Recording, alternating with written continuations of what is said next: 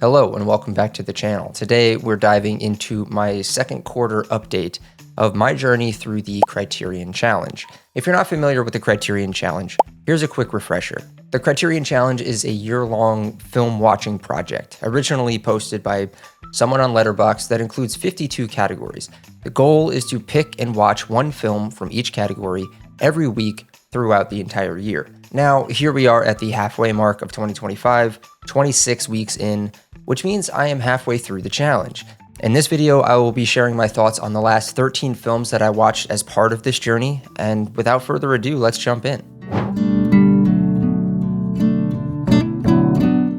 This is the movie that basically made Brigitte Bardot a Hollywood icon and sex symbol in the late 1950s. But honestly, I don't know how I feel about it. It's super emblematic of its time, and even then, it feels kind of rough around the edges. There's lots of goofy running, weird cultural demonizing around promiscuity, virtually zero score to heighten emotion, and plenty of two-handed punches. If I'm being mean, I'd say the whole thing is just a series of scenes destined to end up on a depressed teenage girl's Tumblr page circa 2012, just as Roger Vadim intended. But if I'm being nice, I'd say it has some gorgeous cinematography, and Bardot really does shine here. She's got this energy and screen presence that's impossible to ignore. It's the kind of star-making performance where you get why she became the Brigitte Bardot. The story is thin, like very thin. Bardot's character Juliette basically just wants to have fun, but all these guys in her life keep making it impossible, either because she falls in love too easily or they fall in love with her too easily.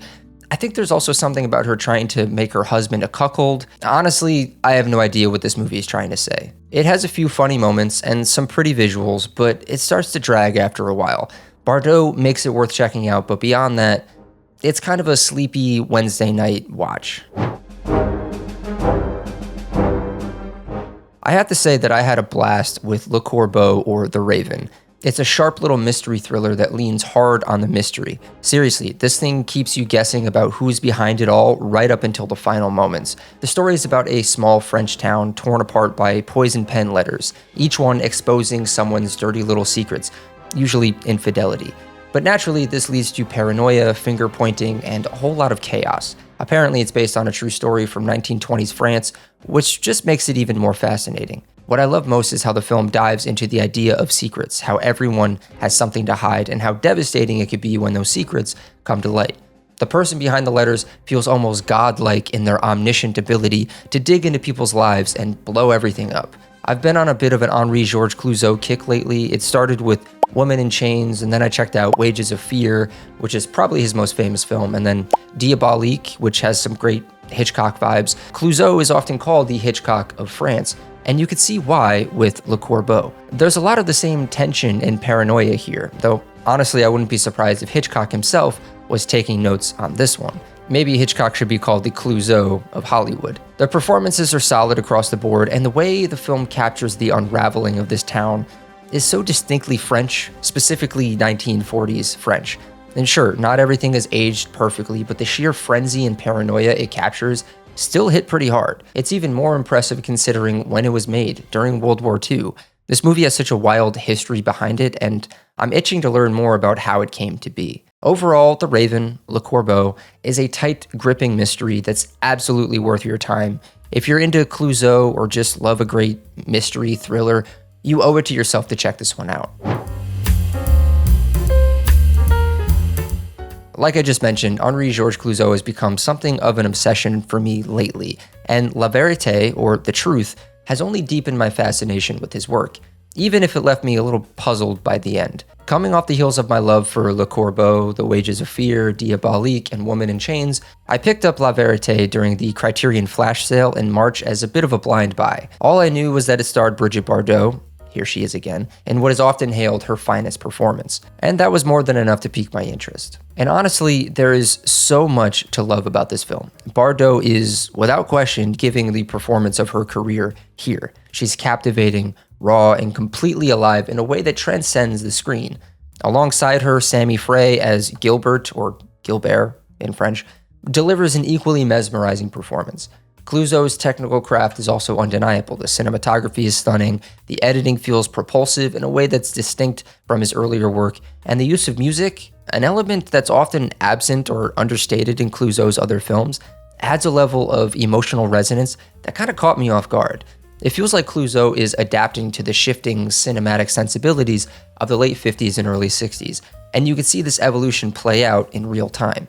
The film also carries an intriguing meta layer, reflecting on Bardot's own stardom and the societal scrutiny she endured.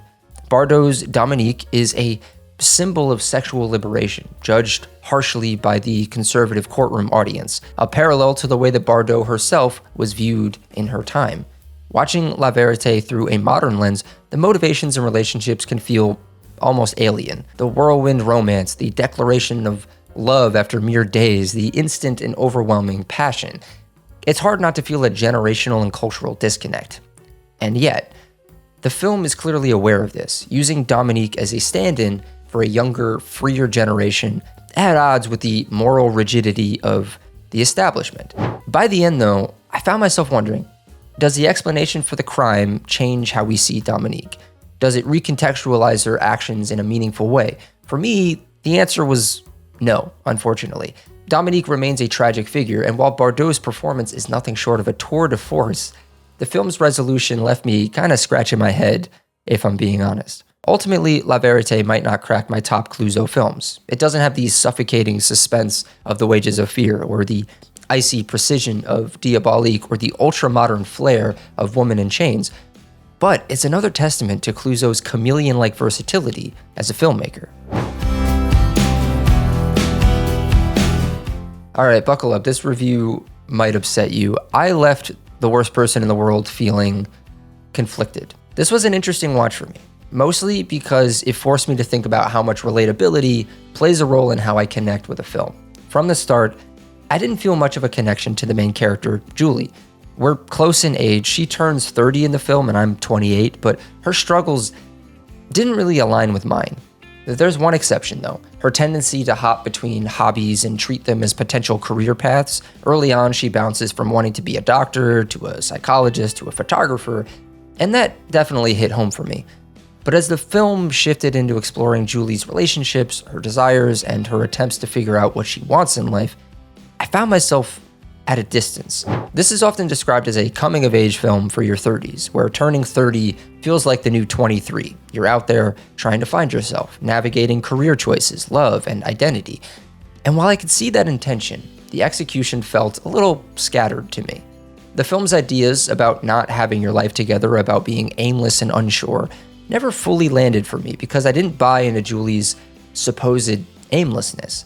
From my perspective, she's got a lot going for her. A bookstore job that supports her, a boyfriend who clearly loves her, an affable and educated friend group, and enough freedom to explore her whims. And maybe that's the point. Maybe we're supposed to see her as someone who complicates her life unnecessarily. Or maybe that's where the cultural disconnect comes into play. Watching this as an American added a whole other layer of distance for me. The thing is, I've loved plenty of films with protagonists who are nothing like me, but there's usually some emotional through line I can grab onto. Here, I just found Julie frustrating. In a way, she reminded me of Frances from Frances Ha. Both characters are presented as aimless, but their lives feel much more put together than the films suggest. And with Julie, I often felt like the movie was telling me what she was going through rather than showing it. And real quick, there are two aspects of this film that personally rubbed me the wrong way. I'm saying personally. I'm aware that this is about my own baggage as much as it is about the movie itself. First, I've grown really tired of infidelity as a storytelling device. It's often used as shorthand for a flawed character, and in this case, Julie's affair just felt senseless. I think I understand the intent, it's an act of self-sabotage, but it didn't work for me. Not only that, but I was not seeing the spark when she meets the other guy, Elvind, I forget his name. Maybe that's because I've been in a committed relationship for years and I just don't relate to the idea of exploring yourself emotionally or sexually with multiple partners. And the second thing that bugged me was the drug trip scene. Julie and a group of characters take mushrooms and her trip becomes this symbolic montage of her unresolved issues, her relationship with her father, her narcissism, her insecurities. And look, I get why this kind of scene appeals to filmmakers. It's a chance to get visually inventive and dig into a character's psyche, but to me, it comes off as a lazy storytelling choice. As someone who personally doesn't drink or do drugs, I'm also tired of the way that drug use is often framed in movies as a path to self-discovery or emotional clarity. And in this case, it didn't even seem to have much of an impact on Julie afterward. So again, I was left wondering what the point was. All of this added to my overall feeling that the film was trying to say too much. It starts as a story about career and identity, then shifts to focus on relationships and sexuality, and finally, it becomes a meditation on aging and legacy when Julie's ex-boyfriend gets diagnosed with cancer. Any one of these threads could have been compelling on its own, but as a whole, the film felt unfocused. But all of that being said, there is undeniably beautiful elements here. The performances, especially Renata Rensby, are excellent. The cinematography is stunning, and there are moments of dialogue that genuinely felt sharp and deeply relatable. But as a whole, I struggled to connect with it, especially given how much praise that it's gotten from people that I respect. Ultimately, this film left me questioning how much relatability actually matters in enjoying a story. The character I related to the most wasn't Julie. It was Axel, her ex-boyfriend. His reflections on art, aging, and his place in the world resonated with me in a way that Julie's journey, frankly, never did. Maybe this is a film I'll revisit later in life and feel differently about. For now, though, it's a well-crafted movie that just didn't click fully with me. We all know and love Sean Baker now after the Anora of it all. My first foray into his work was with The Florida Project, which I would happily place as one of my 20 favorite films of all time. It's the first film I could think of that made me weep in a movie theater. And then Red Rocket came along as this painfully uncomfortable and poignant look at America through the lens of the ultra-charismatic character Mikey, played magnificently sleazy by Simon Rex. And then, well, you know the rest. Obviously, I had to go back and check out the work that led to this fantastic run by one of the undersung auteurs of the last 20 years. Can he be called undersung if he just won a bunch of Academy Awards? I don't know. Who's to say? I started with Takeout, a film about a day in the life of a Chinese immigrant in New York who works frantically to raise enough money through delivery tips to pay off his $800 debt to smugglers. It's a brutal day-in-the-life drama that depicts the reality all too common among immigrants in this country. Baker and his co-director make a film that feels equally parts candid camera documentary and searingly uncomfortable pulse-pounding thriller. Very few films are able to capture the grit and the grime and the wetness of New York City late night in inclement weather like this one here. Having lived in New York for about 8 years now, I could say that this film feels very accurate to what being in Manhattan feels like at certain hours of the day and night. And there's a crucial scene later on in the film that I won't give away that made my heart sink. If you've seen it, you know the one. Baker has proven to be a master at this style of reeling you in and hitting you over the head when you least expect it. Although at times it could feel like the Titanic inching toward an iceberg the entire time. You're just waiting for it to make contact, and that tension is pretty palpable. But simultaneously, the film is breezy and formulaic in its construction. You could almost get lulled by it. Our protagonist picks up the food, he delivers it, we meet some colorful characters along the way, he counts the money, rinse and repeat. And this rinse and repeat aspect of the film did, I will admit, get on my nerves after a little while. But again, Baker and company know what they're doing, and by the end you come around thinking it was all worth it and necessary for what happens in the third act. Really wonderful stuff here, and it's no surprise watching this that Baker has gone on to have all of the success that he has. And as a quick note, this movie is going to come up again later in this video, so be on the lookout.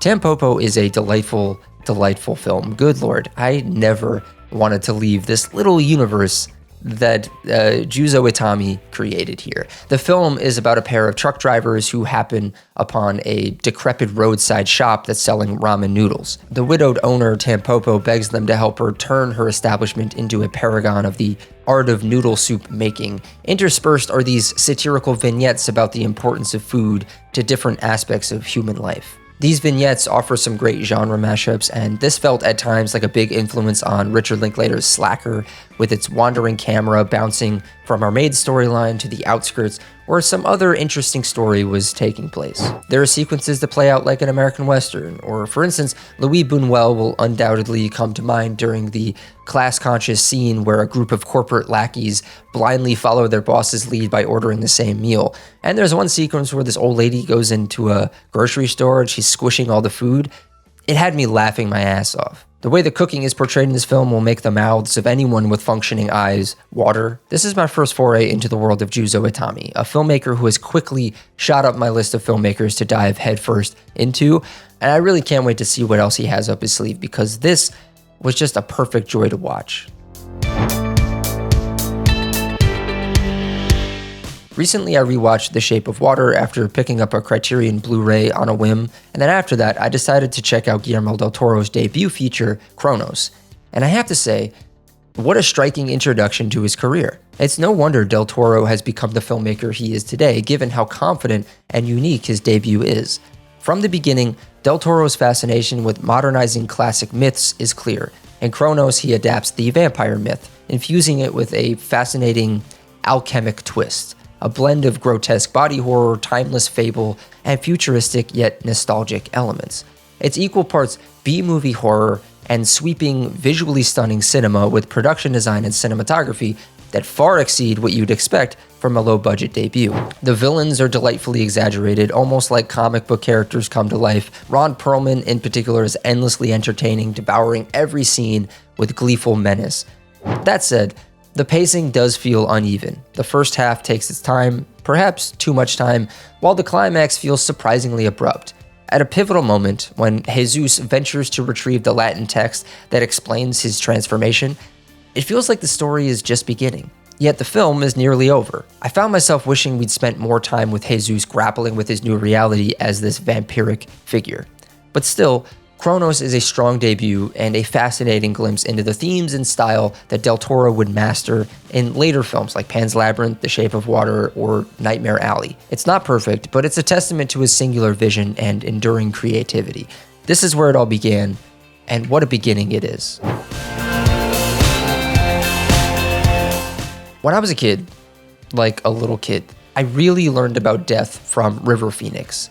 It was not long after seeing Stand By Me for the first time. I was maybe 10, 11 or so. I saw that film and it became an instant all-time favorite. I decided I wanted to see more things that River Phoenix was in, only to discover that he died before I was even born, that his life and career were tragically cut short. And I don't think I ever really got over learning that fact, and even today, it still gets me choked up to think about.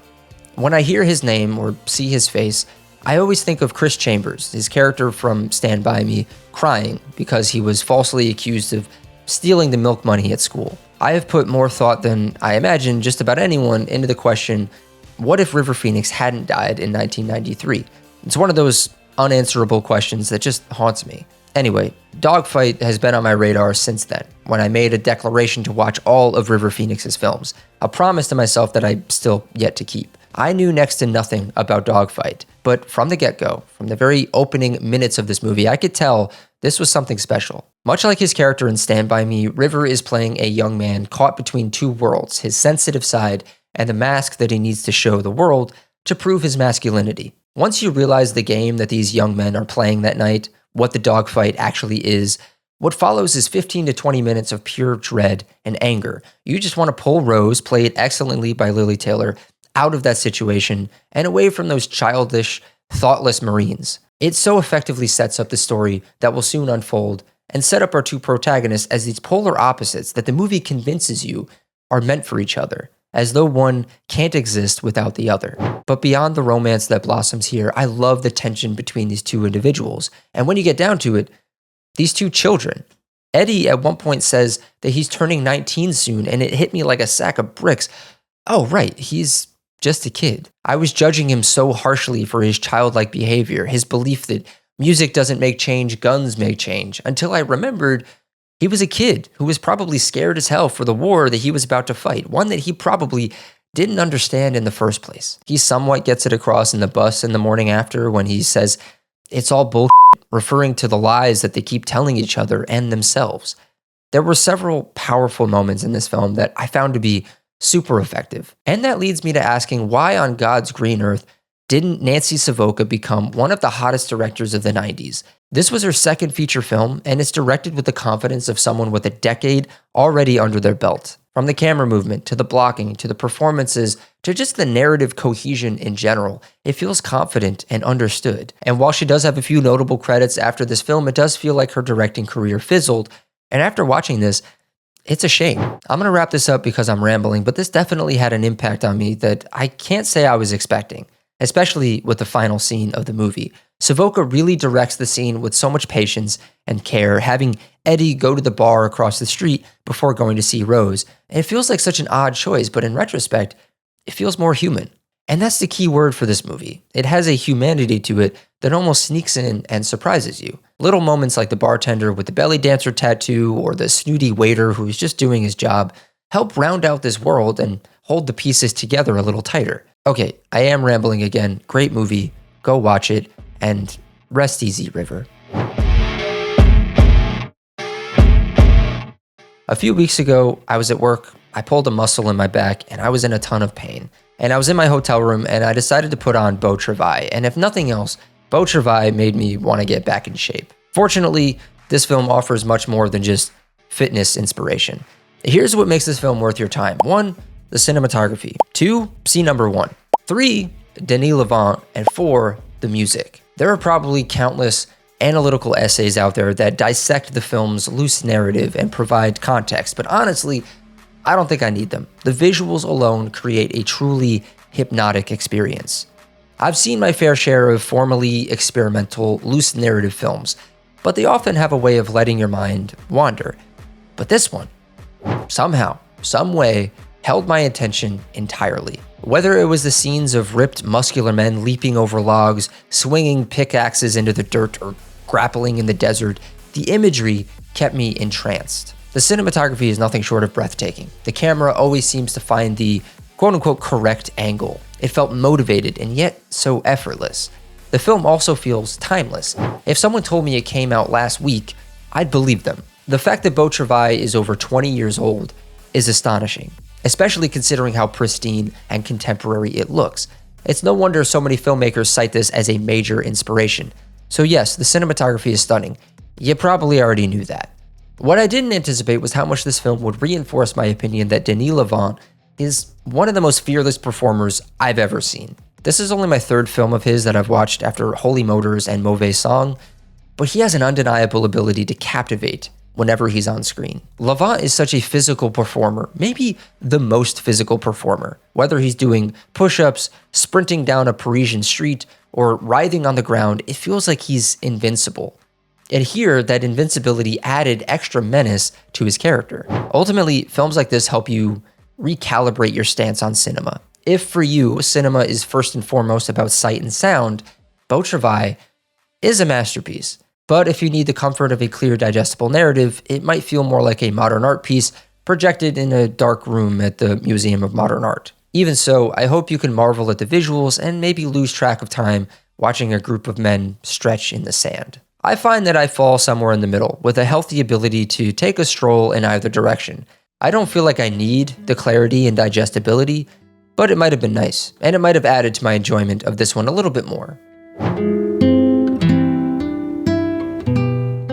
Alright, I'm going to keep my thoughts on Drugstore Cowboy pretty brief.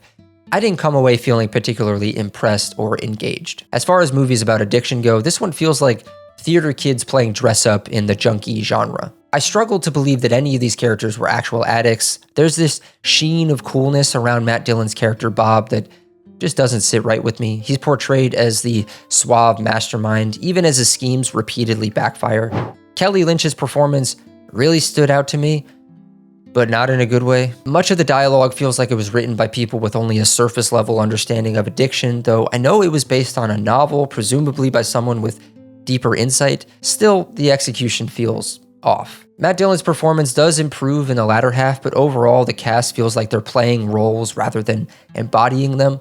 The subplot with the police detective fixated on Bob is particularly odd. His obsession with Bob borders on bizarre and just detracts from the detective's credibility as a character. That said, there are highlights. Gus Van Sant's direction shows glimmers of the brilliance that he'd later refine in films like To Die For and Good Will Hunting. There are some creative visuals, especially with the superimpositions over Dillon's face, that hint at his future potential. But as a whole, this feels like a rough start. One small, minor detail that grated on me was how nearly every character addresses Bob by name in almost every line directed to him. The dialogue overall just comes off as amateurish and just lacks nuance. As a cautionary tale about addiction, Drugstore Cowboy feels heavy-handed and disconnected compared to more polished takes on the subject, like Trainspotting or Requiem for a Dream. This is far from a terrible film. There are moments worth appreciating, but I left feeling pretty underwhelmed.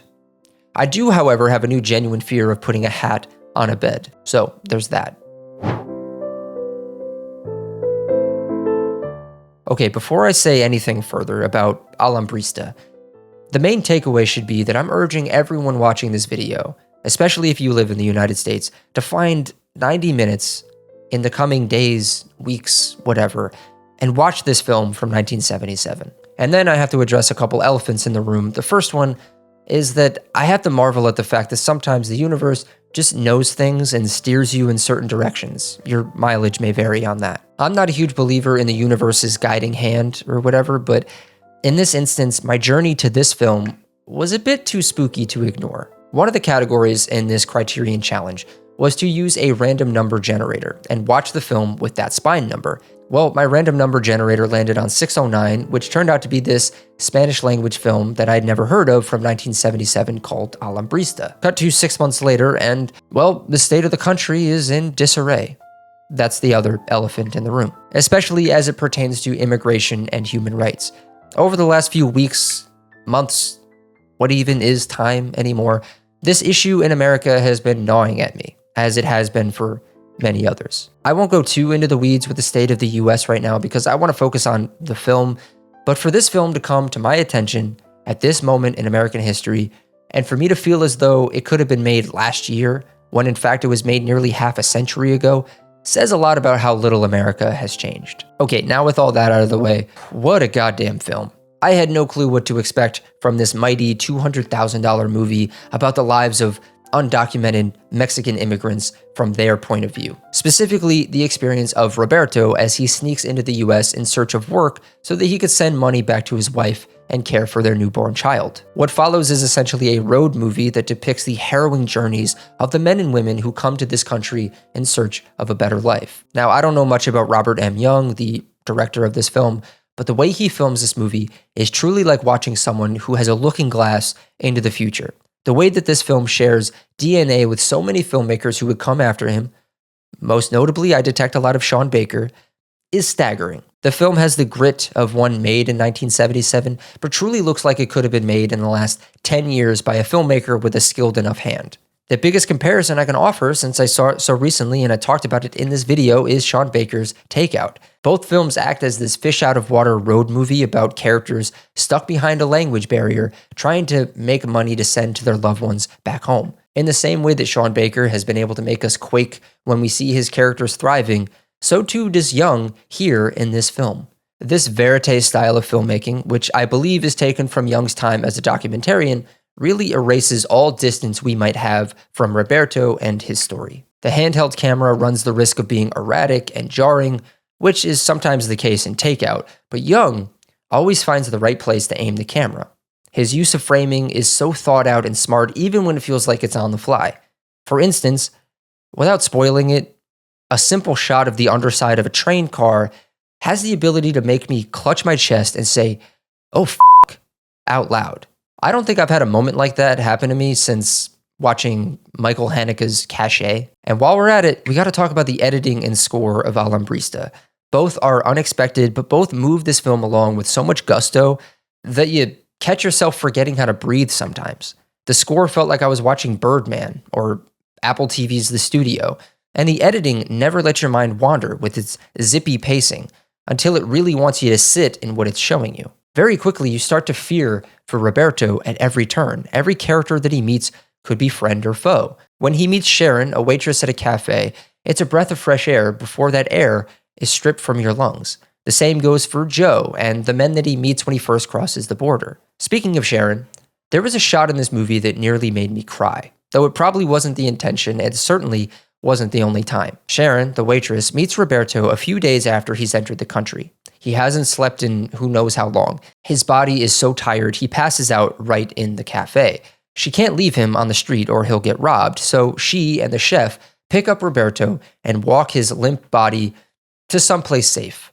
As they walked away from the camera, a white woman and a black man helping a broken down and exhausted man from Mexico, I nearly wept at the simple beauty of humans being so kind and gentle to another human being, regardless of whether they could speak the same language. The only language that they needed was love and empathy. And also, I need to give a massive round of applause to Domingo Ambriz for his incredible starring performance. Just a beautiful one all the way through to the very end, which I won't spoil here. But at the end of the film, he has this truly brilliant moment to shine.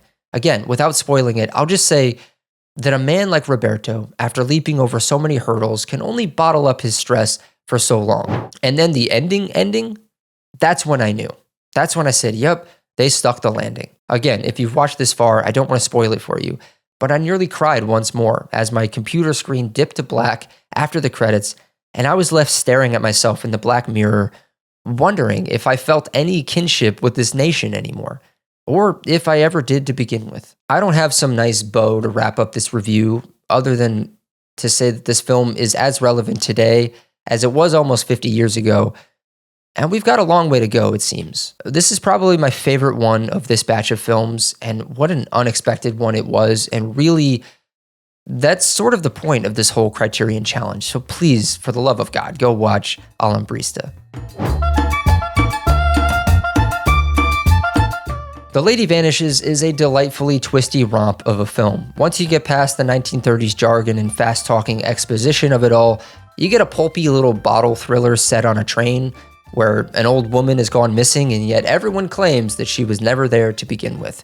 I'm not exactly sure that the film stuck the landing with me, especially as it becomes a convoluted shootout and the old lady, Miss Froy, is revealed to be a government spy, but by the end, I was fully along for the ride. Some of the humor in this film is unintentional, for sure. It's like you're looking back at performances and writing choices of the time period. For instance, the way that every 10 minutes someone will go, "This is a rather queer situation, wouldn't you say?" Or something to that effect. The two men that are on their way to the cricket match were delightful and delightfully annoying all the same. Also, the romance that blossomed between Gilbert and Iris was pretty genuinely well done. All in all, it's a nice look at some early Hitchcock prior to the hits that he's primarily known for. You could see the man becoming the legend he would one day become through this film.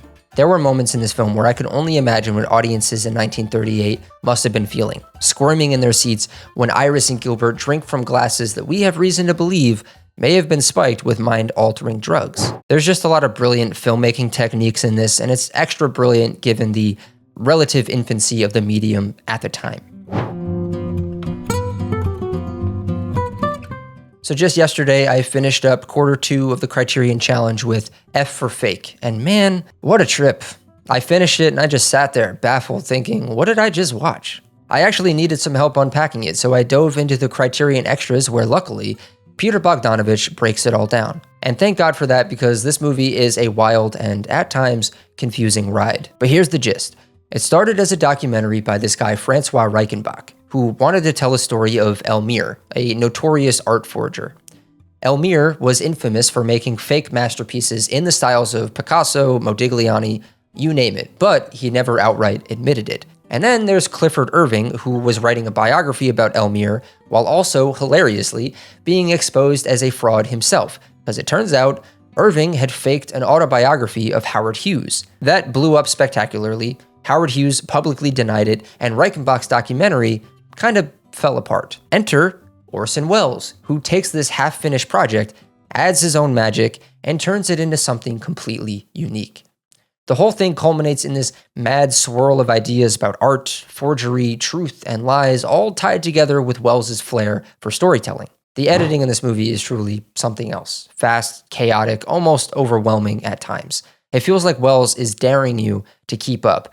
But that's kind of the point, right? It's all about playing a trick on you, making you question what's real and what even matters about real.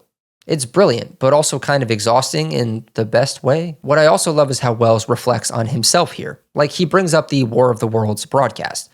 Remember that? Parts of the country panicked because they thought aliens were invading, all because Welles was just that good at storytelling. And the question is, does it matter that it wasn't true? Does it take away from how powerful it was? Same with Elmire. He wasn't just copying paintings, he was making original works in the styles of the greats and passing them off as theirs. So is he less of an artist because he convincingly lied about who made them? Honestly, the movie doesn't give you an answer, and that's kind of why it's so good. But just to go back to the editing for a minute, it's got this rhythm, this groove. It's unlike any documentary I've ever seen. Watching it now, it feels so ahead of its time. Like, how has no one in the YouTube video essay world ripped this off yet? It's perfect for that format. Anyway, F for Fake is such a strange, fascinating film. It doesn't resolve anything, it doesn't wrap things up neatly, and that's exactly the point. It's more about making you sit with these questions. What's real? What's fake? And does it even matter? I think it's going to be rattling around in my head for quite a long time. Oh boy, this was a long one. That's going to do it for me here. Let me know in the comments how your Criterion challenge is going if you're also participating. Head over to my Letterboxd list and track my progress and stay up to date on what I'm watching at all times. Don't forget to hit the subscribe button, hit the bell to be notified when new videos come out on this channel. And I will see you all next time.